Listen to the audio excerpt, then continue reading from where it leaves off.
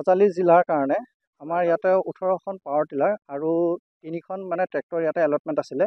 তাৰ ভিতৰত আমি 14খন পাৱাৰ টিলাৰ আৰু এই 3খন ট্ৰেক্টৰৰ দুটা গ্ৰুপক য'ত 95% ছাবচিডি দিয়া হৈছে আৰু এখন ট্ৰেক্টৰ 50% গ্ৰুপত গাইগুটীয়াভাৱে ইণ্ডিভিজুৱেলি দিয়া হৈছে। আৰু ইয়াৰ একচুৱেলি লক্ষ্যৰ উদ্দেশ্যটো হৈছে যিটো আমাৰ প্ৰধানমন্ত্ৰী নৰেন্দ্ৰ মোদী ডাঙৰীয়াৰ এটা শ্লোগান আছিল যে আপোনাৰ দুগুণ আয় কৃষকৰ আয় দুগুণ কৰিবৰ কাৰণে। তাৰ কাৰণে এই স্কিমটো তাৰমানে এটা সময় 2021 চনত এইটো লঞ্চ কৰা হৈছিলে। এইটো SMEM স্কিমটোৰ নাম ছাব মিছন অফ এগ্ৰিকালচাৰেল মেচিনাৰীজ। এই মিছনৰ আণ্ডাৰত মানে এই স্কিমটোৰ আণ্ডাৰত প্ৰত্যেক বছৰে আমাৰ ট্ৰেক্টৰৰ পাৱাৰ টিলাৰ বিতৰণ কৰা হৈ আছে।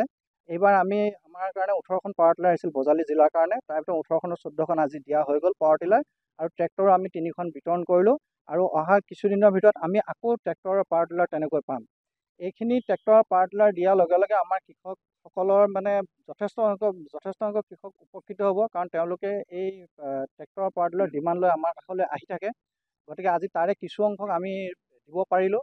আৰু অনাগত দিনত মই বজালী জিলাৰ বাকী কৃষকসকলক আহ্বান জনাম যে তেওঁলোকে যদি তেওঁলোকৰ প্ৰয়োজন আছে ট্ৰেক্টৰ বা পাৱাৰ টিলাৰ গাইগুটীয়া হিচাপে বা গোট হিচাপে, তেতিয়া তেওঁলোকে যদি আমাক ইয়াতে এপ্লাই কৰি থয়, আমাক এখন যদি আবেদন দি থয়, পৰৱৰ্তী সময়ত তেওঁলোকেও তেনেকুৱা এখন ৰাজসাহায্যযুক্ত ট্ৰেক্টৰ বা পাৱাৰ টিলাৰ তেওঁলোকে পাব পাৰিব। মই সকলো কৃষকে এটা কথা কওঁ, তাৰমানে এটা বদনাম আমাৰ কৃষকসকলৰ আমি মানে শুনিবলৈ পাওঁ যে তেওঁলোকে ট্ৰেক্টৰখন ৰাজসাহায্যত লয়, কিন্তু পিছত তেওঁলোকে নিজৰ ভিতৰতে কিবা মনোমালিন্য হৈ তেওঁলোকে হয়তো ট্ৰেক্টৰখন বিক্ৰী কৰি দিয়ে বা ট্ৰেক্টৰখন মানে সুচাৰুৰূপে যি ধৰণে চৰকাৰে আশা কৰে সেইমতে পৰিচালিত নহয়। কিন্তু সেইকাৰণে মই সকলো কৃষক সমাজক বা আমাৰ এতিয়া যিসকল কৃষক মই দেখিছোঁ আজি যিসকল কৃষক আছে তেওঁলোক শিক্ষিত যুৱ সমাজে উঠি আহিছে। গতিকে মই ভাবিছোঁ এই সমস্যাটো আগতকৈ যথেষ্ট কমিব, কাৰণ ট্ৰেক্টৰখন বা পাৱাৰ টিলাৰখন থাকিলে এইটো তেওঁৰ নিজৰে এটা ডাঙৰ ছাপোৰ্ট।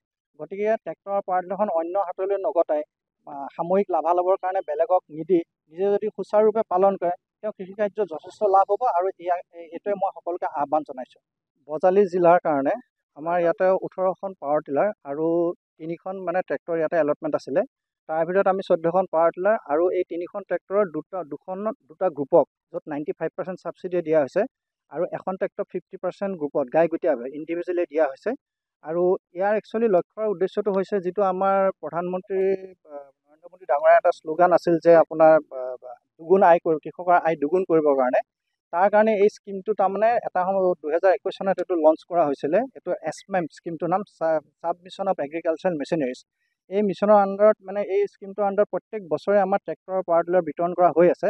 এইবাৰ আমাৰ কাৰণে 18খন পাৱাৰ টিলাৰ আহিছিল বজালী জিলাৰ কাৰণে। তাৰ ভিতৰত 18খনৰ 14খন আজি দিয়া হৈ গ'ল পাৱাৰ টিলাৰ আৰু ট্ৰেক্টৰো আমি 3খন বিতৰণ কৰিলোঁ। আৰু অহা কিছুদিনৰ ভিতৰত আমি আকৌ ট্ৰেক্টৰৰ পাৱাৰ টিলাৰ তেনেকৈ পাম।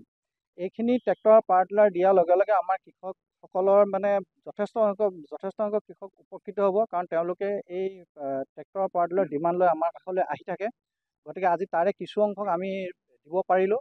আৰু অনাগত দিনত মই বজালী জিলাৰ বাকী কৃষকসকলক আহ্বান জনাম যে তেওঁলোকে যদি তেওঁলোকৰ প্ৰয়োজন আছে ট্ৰেক্টৰ বা পাৱাৰ টিলাৰ গাইগুটীয়া হিচাপে বা গোট হিচাপে, তেতিয়া তেওঁলোকে যদি আমাক ইয়াতে এপ্লাই কৰি থয়, আমাক এখন যদি আবেদন দি থয়, পৰৱৰ্তী সময়ত তেওঁলোকেও তেনেকুৱা এখন ৰাজসাহায্যযুক্ত ট্ৰেক্টৰ বা পাৱাৰ টিলাৰ তেওঁলোকে পাব পাৰিব।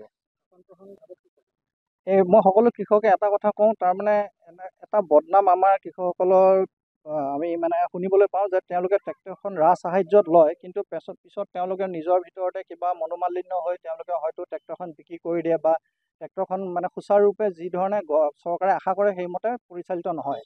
কিন্তু সেইকাৰণে মই সকলো কৃষক সমাজক বা আমাৰ এতিয়া যিসকল কৃষক মই দেখিছোঁ আজি যিসকল কৃষক আছে তেওঁলোক শিক্ষিত যুৱ সমাজে উঠি আহিছে।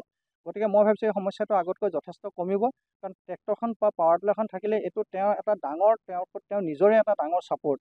গতিকে ট্ৰেক্টৰৰ পাৱাৰ টিলাৰখন অন্য হাতলৈ নগতাই সাময়িক লাভালাভৰ কাৰণে বেলেগক নিদি নিজে যদি সুচাৰুৰূপে পালন কৰে তেওঁ কৃষিকাৰ্য যথেষ্ট লাভ হ'ব। আৰু এইটোৱে মই সকলোকে আহ্বান জনাইছোঁ।